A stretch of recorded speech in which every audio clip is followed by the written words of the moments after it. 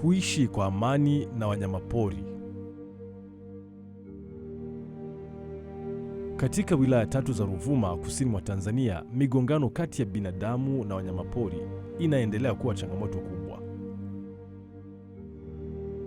GIZ ni shirika la maendeleo la Ujerumani linalotekeleza mradi kwa niaba ya Wizara ya Maendeleo ya Uchumi ya Ujerumani BMZ, ikishirikiana na serikali ya Tanzania kupitia Wizara ya Maliasili na Utalii Tanzania kutekeleza mradi kwa kutatua migongano kati ya binadamu na wanyamapori kwa kuwezesha jamii kujifunza namna ya kuishi pamoja na wanyamapori.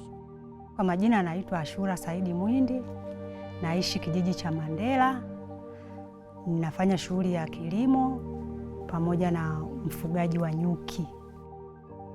Kilimo huwa kinanisaidia kwamba ninapoenda shambani nalima, ninachokipata kidogo, kama ni chakula tunakula, kama ni zao nimelima zao la biashara, basi nitauza.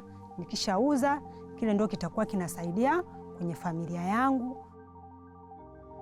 Changamoto ninazokumbana nazo siku ya kutwa, wakati mwingine labda inapotokea labda asubuhi naenda shambani, ninapofika shambani nakuta hali inakuwa sio mzuri, labda wanyama wamevamia shambani kwangu, pale inabidi nirudi, siwezi kukaa tena shambani, narudi nyumbani. Hapa kilichotokea, tembo walivunja hii fence ambayo nilijenga hapa, wakaingia ndani ya shamba na wakawa wameanza kushambulia haya mahindi kama unavyoona haya. Wameyavunja, wamekata, wamekula. Ndio kilichotokea. My name is Kilian Zimbaya. Naitwa Kilian Zimbaya, mimi ni mtaalamu mshauri kutoka GIZ Tanzania. Nchini Tanzania tunakabiliwa na changamoto ya migogoro kati ya binadamu na wanyamapori. Hali ilikuwa mbaya sana kwa sababu watu walikuwa wanakosa chakula. Watu waliuawa, watu pia walijeruhiwa. Waliishi pia kwa kuhamia kutoka vijijini kwao kutafuta sehemu ambayo hakuna tembo. Laiti kama tusipotatua hii migogoro kama binadamu, sitaweza kuishi kwa amani. Mandela hoye. Asante. Mimi naitwa Kilian Zimbaya, ni mratibu wa mradi wa GIZ. Na nafikiri tuko hapa tunakuja mara nyingi sana kwenye hichi kijiji kwa ajili ya shughuli mbalimbali. Serikali ya Tanzania imeunda mkakati wa kitaifa wa kukabiliana na migogoro ya binadamu na wanyamapori. GIZ ilikuja kusaidia utekelezaji wa mkakati huo, hasa katika eneo la Ruvuma. Mwanzoni tuligundua kuwa njia za asili za kukabiliana na tatizo hilo hazikuwa na ufanisi. Kwa majina naitwa Chande Kanduru Mpinga, ni mwenyekiti wa serikali ya kijiji cha Likuyu Mandela. Tulikuwa zile za kupiga madebe, kukoka moto kwenye maeneo ya mapito ya wale wanyama, hasa nyakati za jioni ambazo tunahisi ndo wanakaribia kuja kwenye makazi. Hizo ndo mbinu ambazo tulikuwa tukizifanya, lakini hazikuweza kuleta matunda yoyote makubwa.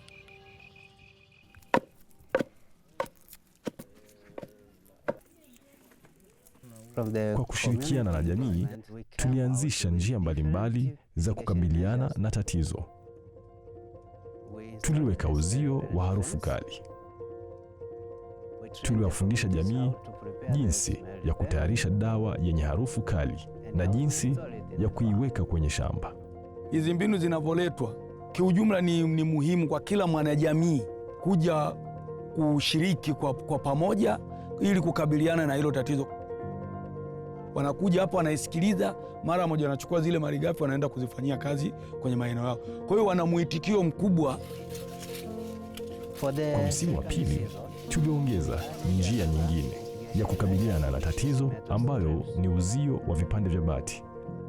Mimi kwa muono wangu nilivyoona kwamba uzio wa kufunga mabati unasaidia. Toka tumefunga naona kwamba hawajaharibu, hawajapita eneo lile.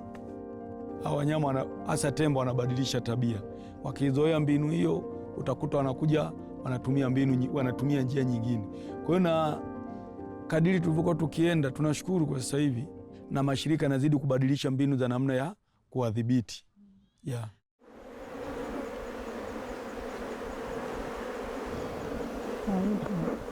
Ngine tunajitahidi saa hizi tunapenda tufuge nyuki. Mimi jina langu naitwa Eberhard Nichola Saule. Nipo hapa Namtumbo. Shughuli zangu kubwa sana najishughulisha kwa ajili ya ufugaji wa nyuki. Kama unavyofahamu, nyuki na tembo ni vitu tofauti. Kwa hiyo tembo watakimbia maeneo yale, watu wataenda kufuga. Kwa hiyo kuna uhusiano na vikundi mbalimbali mpate elimu kupitia ofisi hii. Tunawapa elimu jinsi ya namna ya kuvuna. Kwa mfano, mimi nilivyotoka kwenye mafunzo ya ufugaji nyuki, nilishawakusanya wananchi kama wana kikundi na wananchi wengine, nikawa nimewaelekeza kwamba mbinu hii ni mbinu ambayo inafaa, na kweli wananchi walilipokea, na yani wananchi wengi kama ni msimu huu wanapenda sana waanze na shughuli ya nini ya ufugaji nyuki. Kikundi ni kubwa sana, unaona? Nafikiri mpaka kwenye mwezi wa 4 wa 5 tutapata asali nyingi. Yaani kama nyuki wapo na kilimo kinaweza kuendelea vizuri, kwa sababu kama unavyofahamu pollination au uchavushaji wa mazao unasaidia sana kwa 90% unatokana na nyuki.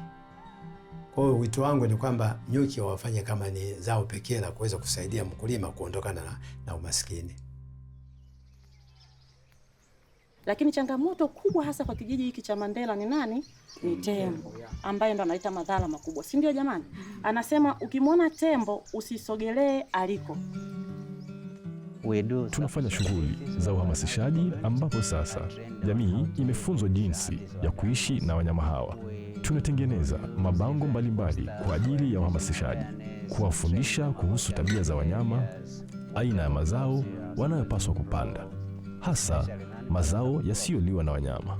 Mimi kwa majina naitwa Ashura Hassani, ni afisa mahusiano kutoka Mamlaka ya Usimamizi wa Wanyamapori Tanzania TAWA. Kwa mfano, wanyamapori wanaokuja kwenye maeneo ya kijiji, kama tungekuwa tuwashirikishi na kuwapa elimu, au wangekuwa hawaoni faida ya wanyamapori kuwepo, manake wangekuwa wanalipa kisasi kwa kiasi kikubwa sana. Sisi tumaini letu kubwa kama TAWA ni kuhakikisha hii changamoto inaisha kabisa. GIZ inasaidia upande wa kiufundi kwa kutoa ufadhili, vifaa na mafunzo.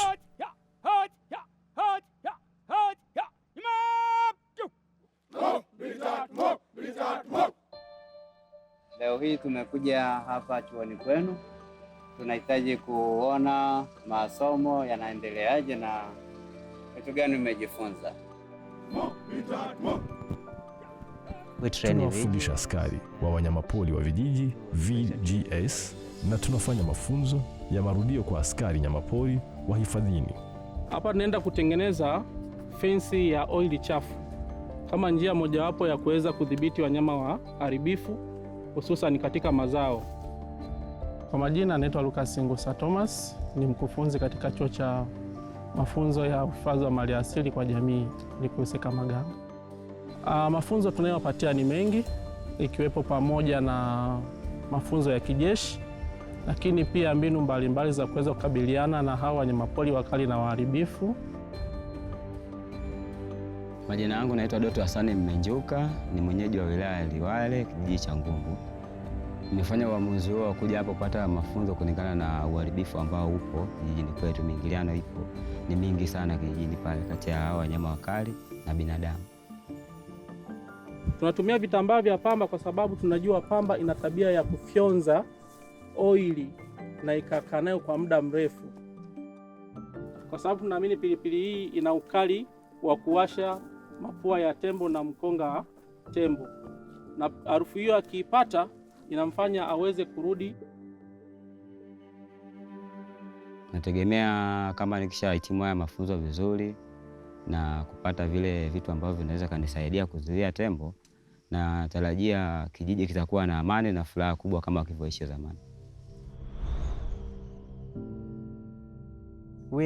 Tunahamasisha utunzaji wa tembo na wanyama wengine, kwa sababu kuchangia serikali kuingiza kipato kupita shughuli za utalii. Mbinu sio kuwaua. Mbinu ni kutafuta namna gani watu wataendelea kuishi salama na wanyama waendelee kuishi salama, kwa sababu uwepo wa wanyama ni lazima, na wao wana haki ya kuishi na sisi tuna haki ya kuishi pia. Mimi naona kwamba binadamu na wanyamapori tunaweza tukaishi pamoja endapo tu tutafuata taratibu au tutaongezewa mbinu zingine ambazo zitaendelea kutufanya kwamba binadamu na mnyamapori wanaweza wakaishi vizuri.